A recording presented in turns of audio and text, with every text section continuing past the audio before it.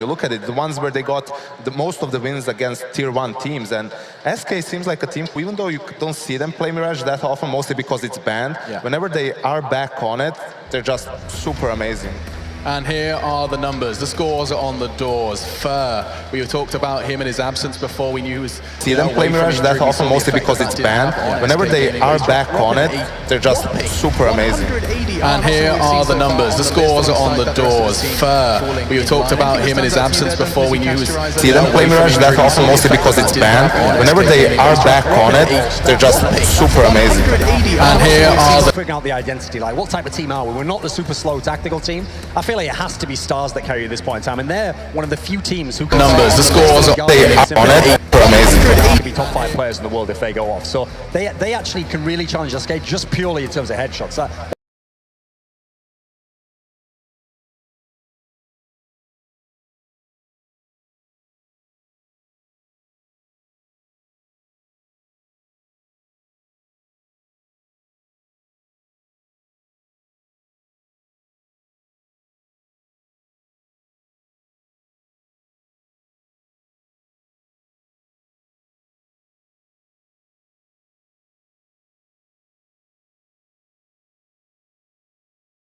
It was on screen was Taco and his underperformance. He has been such a intriguing discussion to have on desks. Some seem to, he's like Marmite. Some love him, some hate him. Some, I mean, he was under so much flack and so much fire early in his career. With it was on screen was Taco and his underperformance. He has been such a intriguing discussion to have on desks. Some seem to, he's like Marmite. Some love him, some hate him. Some, I mean, he was under so much flack and so much fire early in his career. With it was on screen was Taco and his underperformance. He has been such a intriguing discussion to have on desks. Some seem to, he's like Marmite. Some love him, some hate him, some...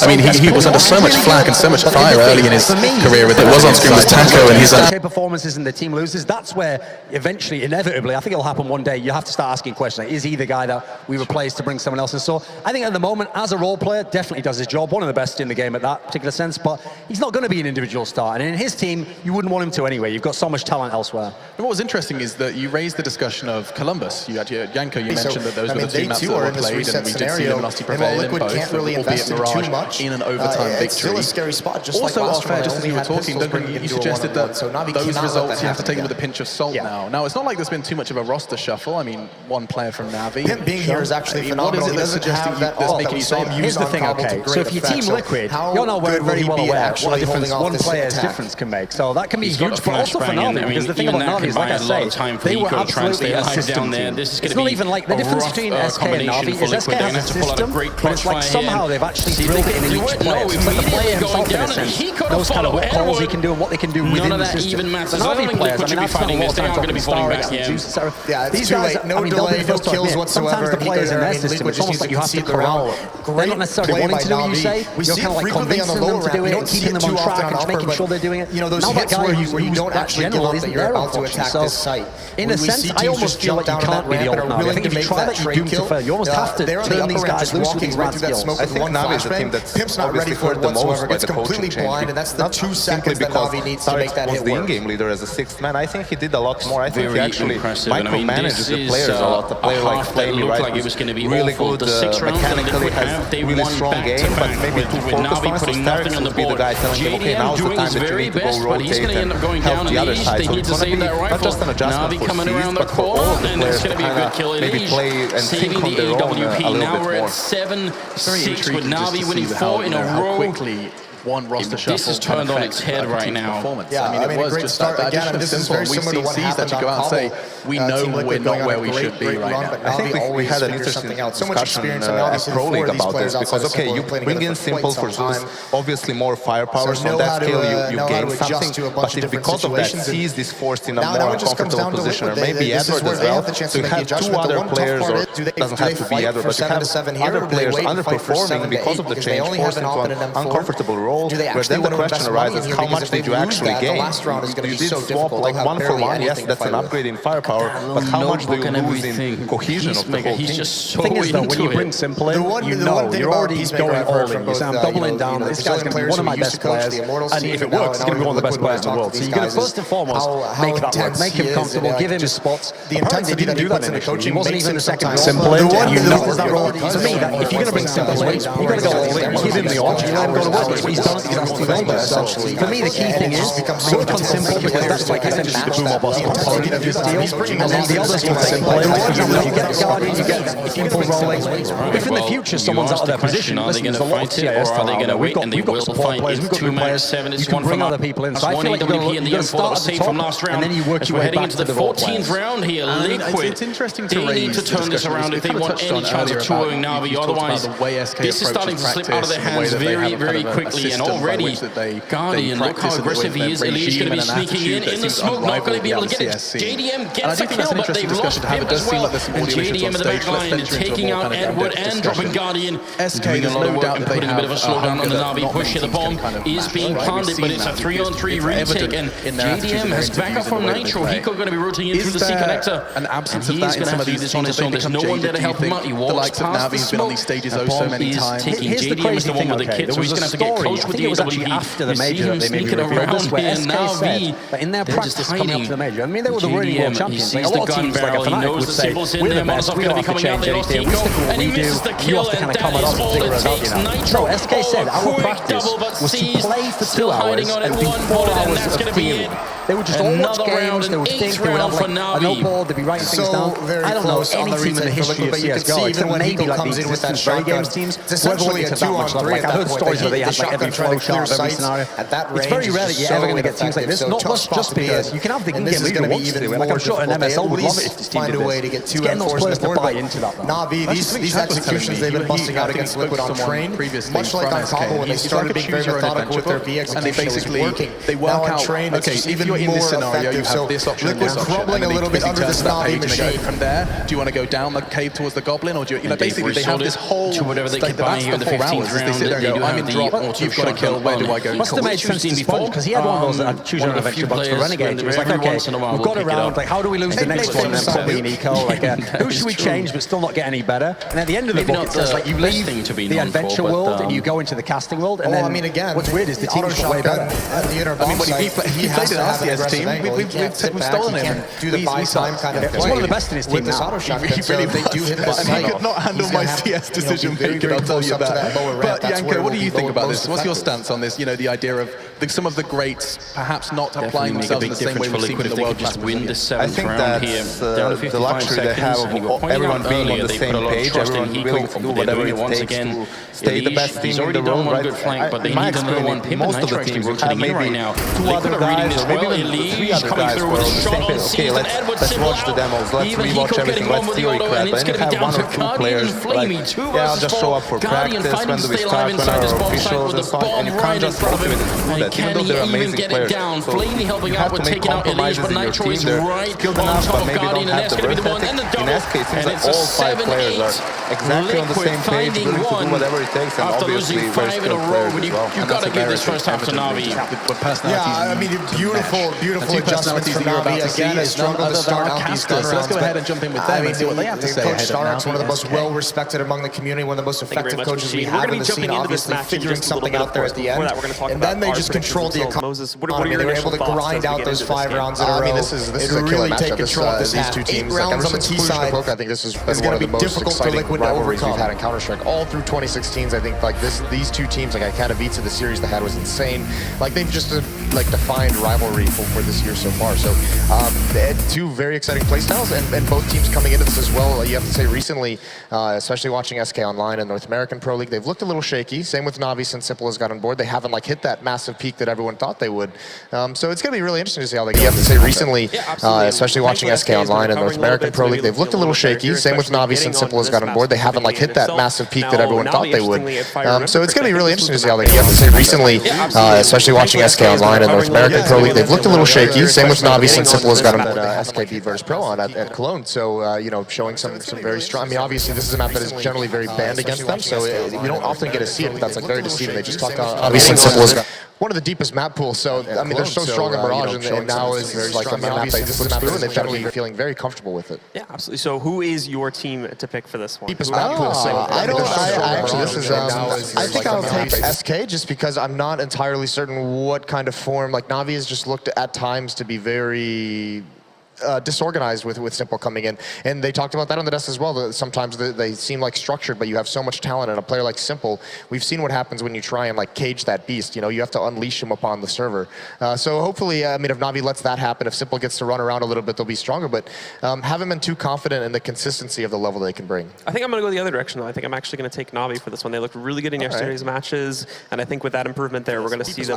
We're going to see them end up coming out on top. Actually, I believe this is the first SK, just because I'm not entirely. Is that what this is? I believe so. I believe this is the first finals to see who's going to be entering our semifinals. But with that, guys, we are going to send things back over to the analysis Be nice to Sponge, Duncan.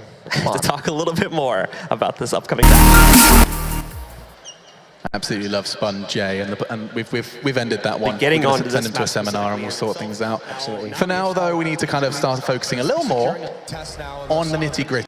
Some of these individuals who have been stepping up, and actually someone that's really worth talking about is Mr. X Factor himself, Mr. 100 ADR. It was Fur who caught our eyes earlier in the tournament. SK's early performances, we saw them versus Astralis and Optic Gaming. So we're going to take a moment just to talk a little bit about what he does bring towards SK, while we certainly can see what him and Fallen were doing earlier on Overpass. But I mean, Duncan, it's so clear when we saw that they got 16-0'd by Renegades, talk of the devil, when they didn't have Fur behind the wheel. Yeah, I mean, part of the issue is Fur's a player where I actually have a lot more respect for him than many of the other players in this team, from the angle that he was the star player of this team. And when they brought coldzera in, he was willing to move out there. He was willing to move over. This is the guy we're putting our focus on. Then they brought in more players, like a veteran, obviously, in FNX. Again, he was shifting roles. He's played a bunch of different roles in this team, and yet, even when they were very, very good, we were always like, he's never been that sick player he was like a year ago. He's now gotten back into that position now where, sure, he's not going to go off all the time, but he's gotten back to being one of the better players in this team. He has very, very good aim. And I think now you're finally seeing that. Sometimes, even if you're the star, if you know you can get an even better player, if you can sacrifice in that way and still find a way to be useful, though, that's when you get a World Championship level team, not just a good team where you're the best player. Yanko, could you shed some light on why he was, you know, seen, he came in as the star player, all eyes on him, Fur God, you know, where did he gain that title from? Was this from earlier performances? Yeah, it was definitely from early on when the then Luminosity team had their early breakthrough, even when they were Kaboom, when they had that win against Fnatic at ClutchCon, I think it was, on Mirage. Mirage is actually known to be, even to this day, first playground, especially on the CT side. Could even play with shotguns or MP9s towards that A-apps area, but an extremely skilled player mechanically. But it also shows how complete of a player he is, that sometimes, I mean, when you think about it, it's easier for you to be a star player when everyone's like playing for you, when you're being flashed in, put into favorable positions. He still is a really solid player when he is the one working for others. I think Fur and FNX are probably the two players in that team who we talk about the least, simply because they took a step back for the other members of the team. But I think they're extremely skilled and extremely valuable players. Really good with pistols, really smart. FNX, when the first tournament, DreamHack Winter, he had so many clutches that he won for the team. They have just a lot of firepower and a huge arsenal in that. I do feel like firepower is the key word for both of these teams. You know, Duncan, you just said it. NaVi probably one of the most firepower-heavy teams now. Now you've got the Brazilians. The huddles are going down, and so predictions should happen here on the desk as well. This should be interesting. I'm actually intrigued to know which way you're going to go with this one. I'll start with you, Duncan. I'm going to go with SK. You are. This is a map that it's very, very... I mean, Virtus Pro are fantastic Mirage, and they found out how hard it is to beat SK on this team, because on this map particularly, both sides of the map, they're really dangerous. They're also a team where, okay, if you're NaVi, your dream scenario is you get your dual AWP running. You have Simple going crazy, you have Guardian with his protection style. This is going against one of the only dual AWPs, so I don't think in terms of raw AWPing skill, the SK dual AWPs is good, but the way they utilize the dual AWP within their system is one of the best I've ever seen. They almost never make a mistake when they're doing it, so I feel like actually, even though I still think firepower, yeah, NaVi can certainly do an upset here.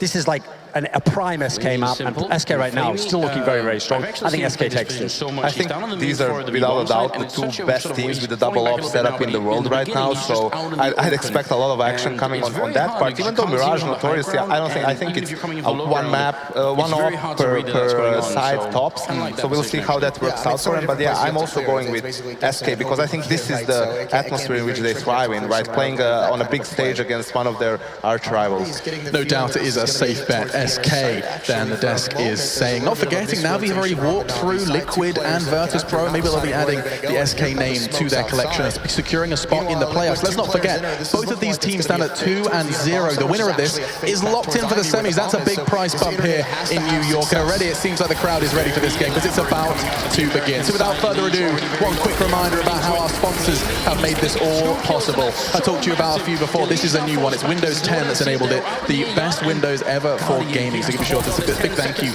and extend our gratitude towards them for making this event possible here in the Barclays Center. Right, we're going to take a very short break, and when we do come back, it starts SK versus NaVi. One of these teams is locked in for the semis already. It's going to be good. That was such a great illustration. That was exactly what you said what Liquid tried to do. And if Flamey doesn't pick up that double kill, who knows if that could have won. Because they actually did fight on the fake. They actually had a mass rotation. Thankfully, Guardian, just in time, he realizes what's happening and sticks around that bomb train. But I think this is kind of, you can see the mindset in the game plan for Liquid is moving.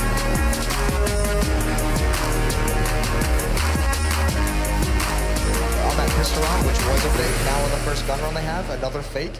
They know how outclassed they are on this map. They know this is NaVi's map that are so strong in it. Play and hard. They have to kind of get a little bit creative. We play hard to kind of even the scores they're trying. It's the hardest thing I've ever done in my life. Get ready for one hell of a brass kick. Take 150 college kids, shove them on a bus. We know to play hard. We play hard. It's the hardest thing I've ever done in my life. Take 150 college kids, shove them on a bus. We know to play hard. We play hard. It's the hardest thing I've ever done in my life. Take 150 college kids, shove them on a bus. We know to play hard. We play hard. It's the hardest thing I've ever done in my life. Take 150 college kids, shove them on a bus. We know to play hard. We play hard. It's the hardest thing I've ever done in my life. Fur. We talked about him and his absence before. We knew he was. See them play Mirage that often mostly because it's banned. Whenever they are back on it, look at it, the ones where they got the most of the wins against tier 1 teams, and SK seems like a team who, even though you don't see them play Mirage that often, mostly because it's banned, whenever they are back on it, they're just super amazing. And here are the numbers. The score. It has to be stars that...